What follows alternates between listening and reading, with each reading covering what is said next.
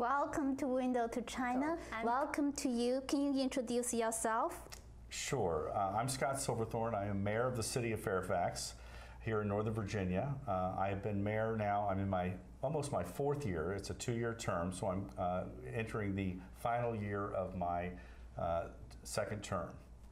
So, Michael, you also serve in the second term as on the council members. Can you introduce yourself? Certainly. My name is Michael DeMarco. I am a second term city council member, again entering my fourth year, finishing my term in June of 2016. Both of you work together as on the very good service. I heard about that. Also, your major probably is related to the business or some government. Can you talk about that background? Sure. I studied business in school down at Radford University back, now it's been quite a few years ago, which I think is helpful, especially when you're dealing with a lot of the financial issues that we deal with here locally with our city budget, for example. But the best experience, frankly, that I had going into this job was serving on the city council like Michael currently is. I think it's really important that you serve your community in some fashion, whether it's as a council member or on a board or commission, because then you really get to know the community inside and out. I agree with that. What about your background? You have business? Yes, well, I have an undergraduate degree in political science and economics. And then a master's degree in finance, so I have an MBA, which has helped not only with this job, but in my business profession. I work for a large company, ExxonMobil, and we have international operations around the world, and so that business degree helps in my business life as well. So you have been worked together in the past 2 years. What have you accomplished, do you think? Well, we may have a different viewpoint on that, but I actually think we've accomplished a lot.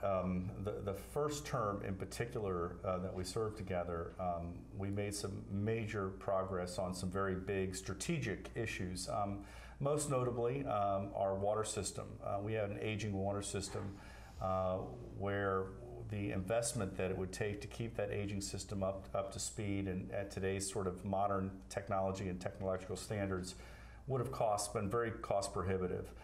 We decided collectively, unanimously on the part of the City Council to partner with Fairfax County and Fairfax Water to get out of the water business. So that was one of our big issues, one of our big accomplishments. The other big accomplishment, frankly, is that I like to talk about from a strategic standpoint, is the rewriting of our zoning ordinance.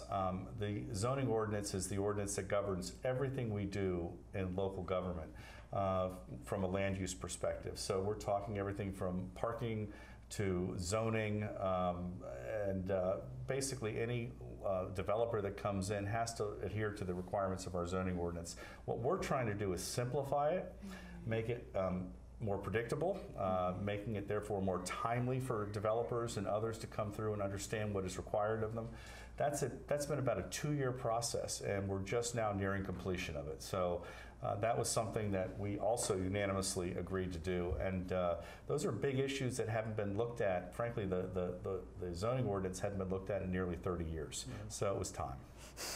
I agree. See, the mayor always start as strategic point. That's highly debated. How about the council member? What you have accomplished? I know you have a different job. Yes. Well, I think one of the things that I decided to run for city council for the purpose of promoting economic growth in the city of Fairfax. And I think that is also one of the strategic objectives of the city council is, as the mayor has mentioned, not only being more predictable with developers, but encouraging them to invest in the city. And so over the last 3 or 4 years, we've had major developers come in and decide that they did in fact want to invest in the city. And we have what we're calling activity nodes in the city and have recently approved 2 major developments, one at Fairfax Circle and one at Camp Washington. And I think they're going to be the impetus for additional growth in the city, economic growth, that'll generate more business income for the city of Fairfax and then help us provide better services at a better price for all of our citizens, basically our customers. Both of you have a very good point. So the economic growth is very important for the resident of Fairfax City. So why do you think it's important? I'll tackle that one first.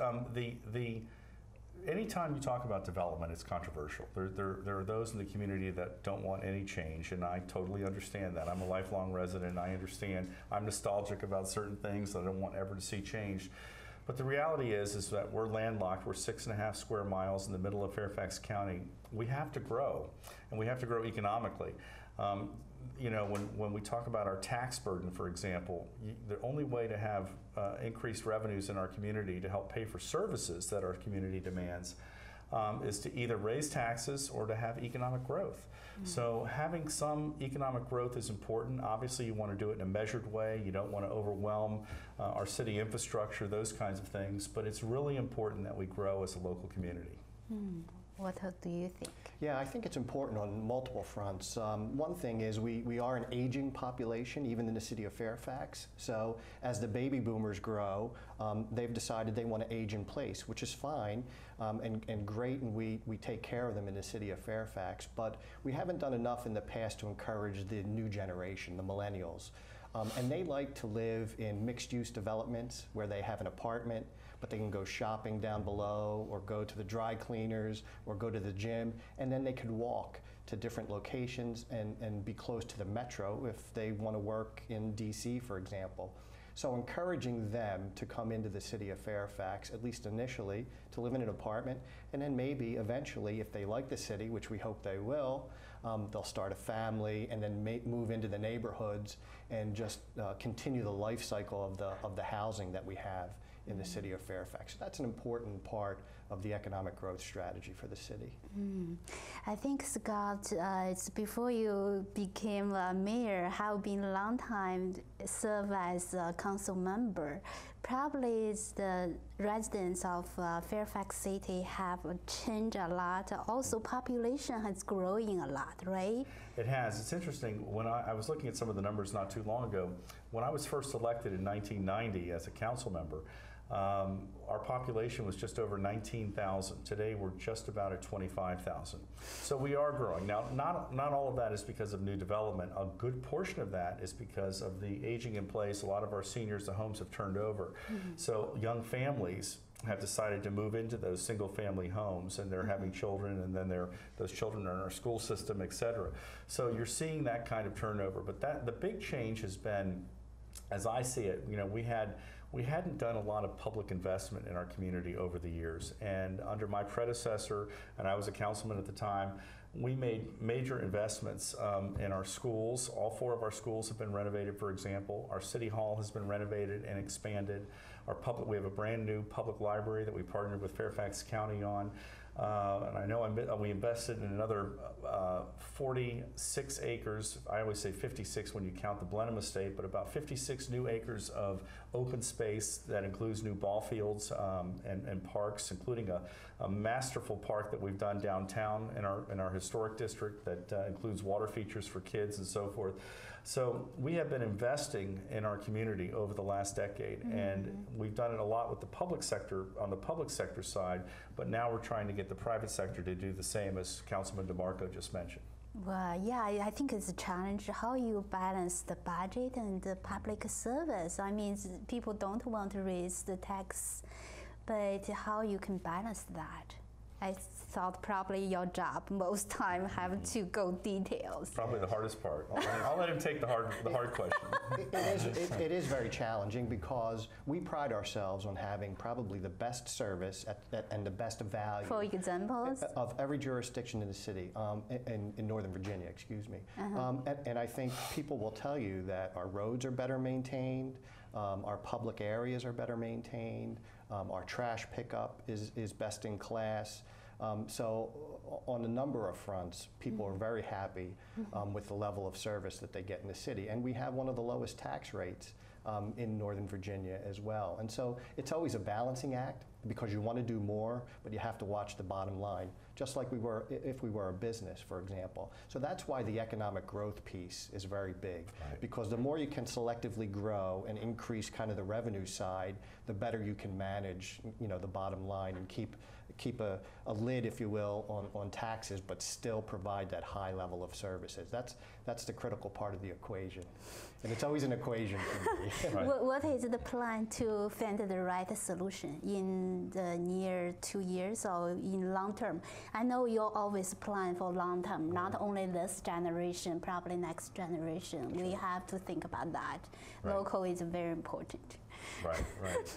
Well, I think we continue to think strategically as a city. For example, one of the big things that we're going to be undertaking in the next 2 years, whether it's Michael and I or somebody else, but it's time to redo our comprehensive plan as well, which really is the blueprint or the roadmap for everything that we do in the city, especially when it comes to land use and development, but also open space and parks, everything. So that comprehensive plan has not had a major rewrite or an overhaul in at least, I think, probably 10 years. We did an update to it 3 or 4 years ago, which was just a small, around the edges kind of thing. But that's something that we're going to have to undertake very soon. And I know the Planning Commission is looking at that and our planning staff. But that's probably going to be the next big item that we're going to have to address. Do you invest advice from like a George Mason University or some very smart advisors? Well, actually, we do partner with George Mason University on a lot of different things. I probably should back up a little bit and just mention that our relationship with George Mason University, in my view, has never been stronger. We have a long history with the university and the town of Fairfax and now the city of Fairfax. The town fathers back in the late 50s actually purchased 100 acres of land to create the Northern Virginia campus of what was then part of UVA at the University of Virginia, which then spun off and became an independent university. But our town fathers actually made a purchase. I think it was close to $1 million back then. And it was right outside the town limits, and then sold it to George Mason or University of Virginia for $10. Wow. So talk about having a vision and a long-term strategy to create a world-class university right in Northern Virginia and right on the city of Fairfax border. So even though technically it's not in the city, we consider it part of the city. And so the university and that relationship has only grown stronger over the years. When I became mayor in 2012, Angel Cabrera, the president of George Mason University, became president. And one of the first things we did collectively was we invited Angel Cabrera to come in and speak to us, and he accepted immediately. He came and had lunch with the city council. So that relationship has continued to grow. We've partnered on some initiatives like our downtown charrette, where we're trying to do more for our downtown to bring in a stronger sense of community and a historic downtown that's right adjacent to the university. The university, they've said to me, Angel Cabrera said to me, he considers downtown Fairfax to be part of George Mason University. It's their downtown is what he said. So we need to build on that. We need to capitalize on that and continue to find those ways to partner. Does the research help you to do the business or to do the service? Oh, absolutely, yes. And one other thing I wanted to mention in terms of advice for the comprehensive plan, we also have a number of boards and commissions in the city of Fairfax. So we have other volunteers like a planning commission, a group of people who are very interested in the comprehensive plan, how we implement it, all of our land use policies, and so we rely on their advice when it comes to issues around land use and development. We also have an economic development authority, and their primary focus is on economic growth and encouraging businesses to come into the city of Fairfax. They also have a partnership with George Mason University called the Mason Enterprise Center. And the Mason Enterprise Center is an incubator for small businesses. So jointly, the city, the Economic Development Authority, and George Mason try to start or help entrepreneurs start their own businesses. We help them in the incubator, and then we try to place them in the city once they're ready to really launch their business. So there are a number of fronts that we work on with George Mason and other boards and commissions in the city. And I believe that incubator is now the largest of its kind in Virginia. That is correct. So it's yes. very successful. Yeah, I think it's, as Northern Virginia, very famous for the location of the home of the United States president. Several very famous people was born in Northern Virginia, or the Fairfax City also. None born in Fairfax City, none yet. Maybe Mr. DeMarco. Window to China and Xinyu has reached out to the hundreds of Chinese community, Asian community, and American community on performance, interview in education, politics, culture, etc. It's a link for all the communities. Xinyu and Judy Wu, the publisher AC Business, are making joint efforts to promote the program on Newspaper Weekly. Window to China and Xinyu is a 30 minutes long English program. It will be available on YouTube, Facebook, Google+, AC Business News by keywords Window to China and Xinyu. I'll start. That's going to be good. I can't wait to hear this. So go ahead. I've been very happy, really, over the last several years, and I really love this job. And again, we do it on a volunteer basis, right? But it can be very fun, and I think it has been fun because we're making a lot of progress. And I credit that to the mayor's leadership in several areas. He was very upfront in the beginning about us coming together as a council and putting in place strategic goals for the city. And we mentioned 5 of them in our off-site retreat the first time we met as a council. One of them was around economic growth, and the other was around, thoughtful redevelopment in the city. And I think under his leadership in those 2 areas, knowing that he had a supportive council behind him, outside developers were then interested in investing in the city, whereas in the past decade before that, there was very little interest. And so I think his leadership in this area has been very, very strong. And because of that, we're able to now work on other important issues around the human services side. So we've been able to take economic development as a strategic objective, and now also develop an affordable housing policy in the city as well, which is enabled by some of that development. So whether this new development sets aside units for people to have affordable housing, or if they make a voluntary cash contribution to then allow us to do something on affordable housing, is really an offshoot of that economic policy. And so I credit the mayor with the leadership on both fronts there. He has a very good credit, so resident of city will trust you. A lot of things will get done, done. That's correct.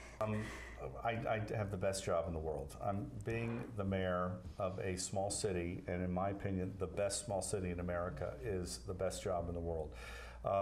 It's made even better by serving with people like Michael, and I will tell you that it has not been always 100% cohesion. We don't always see eye to eye as a group, but generally speaking, we treat each other with respect, and we agree to disagree from time to time.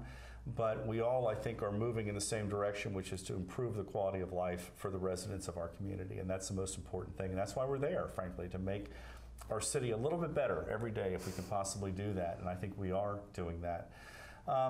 In terms of the budget, and you highlighted Michael's experience in finance and his I always tell people that I count on him because he's our resident MBA on the council. Everybody brings different strengths to the council, no question about it. And Michael is very focused, I think, on the details, the finances, those kinds of things. Others are focused on different issues. I tend to be a big proponent for parks and recreation and quality of life and cultural activities, because I think that they make our community all the better. It's a place that people want to be in, they want to live in, they want to participate in. Whether it's sports leagues or whether it's our new block parties that we have once a month, Rock the Block we call it. We have special events that are tremendously successful. Those are all things that I care about, but then there's things that other people care about as well, and whether it be education or whether it be transportation initiatives. So, everybody brings something to the table, and hopefully, not everybody can be an expert in everything, although some may claim to be. I think it's important that people kind of find their niche and that they run with that and they try to expand on it. Michael has been sort of our point man on economic development. Doesn't mean other council members don't care about economic development. It just means that he's really the guy who has done his homework, he reads everything, he understands it, and can also present, I think, a different viewpoint to the rest of the council to hopefully bring them on board, because they may not have done as much homework on that particular issue. They may have been focused on something else instead. So that's what I think is great about when you have 6 or 7 of us up there. You have a broad enough group of people to focus on a broad array of issues. I think it's very impressive. You make the deal of the sale of the Fairfax City water system to the Fairfax County. So what's that deal? How you can convince every members agree on that? I think residents probably they are really proud that they have own system very unique for them. Yeah. Yeah. How you can convince them? It was a complicated issue. First of all, I was on the other side of the issue originally, as were some of my council members. I think what happened was over time we realized that when we looked in the future, the short-term future and the long-term future, the costs of operating a small water system became prohibitive. We could have continued to do it, but our water rates were escalating anywhere between 5 and 10% annually. The economies of scale, you realize, by being part of a larger system meant that the increases would be much smaller. We'd be contributing to those increases as part of the larger system. But it was a very tough issue. And the council, believe it or not, started out with 2 in favor, 2 somewhat neutral, they wanted to hear the facts, and 2 completely opposed. And by the time we were done, we were 100% unanimous. And that's hard to get. It's especially when you're divesting yourself of a major asset. And the reason we came to that conclusion, it was complicated, but because we all did our homework. Every single one of us studied this issue inside and out and realized that for the long term, if we didn't do this, we would have been facing upwards of 80 to 100 to 115 million dollars worth of investments that we would have to make to maintain this current water system, the old system as it was. The other thing that came into play, in all candor, was that there was federal mediation from a federal judge who got engaged with us and with the county and the City of Falls Church, and to a lesser extent Herndon and Vienna. But we were brought to the table to sit down and figure out what would work. There was no prejudging. We just really all sat down and said, well, let's figure out what's going to work best for our community, and that was the conclusion we all reached unanimously. Spending. So, a good portion of our budget goes to education. Okay. Almost 50% of our budget goes to, again, educating all the children that live in the city of Fairfax. Another big portion of our budget is infrastructure. And, around the country, you've heard stories about the aging infrastructure, bridges that need to be replaced because they're almost 100 years old and are decaying. And so that never happens in the city of Fairfax because we have the foresight to kind of look at all of our infrastructure before it becomes a problem. And we just had a recent small bridge, rust curve in the city of Fairfax, where they actually did some bore samples and said, this bridge is 80 plus years old and it is starting to decay, but before it became a problem, we decided to prioritize that as a top priority and redid that bridge. And so if you look at the city of Fairfax, you look at our sidewalks and the paving of our streets, you can see a noticeable difference when you leave the city or come into the city, because our infrastructure is in much better shape than the surrounding areas. And so we prioritize that.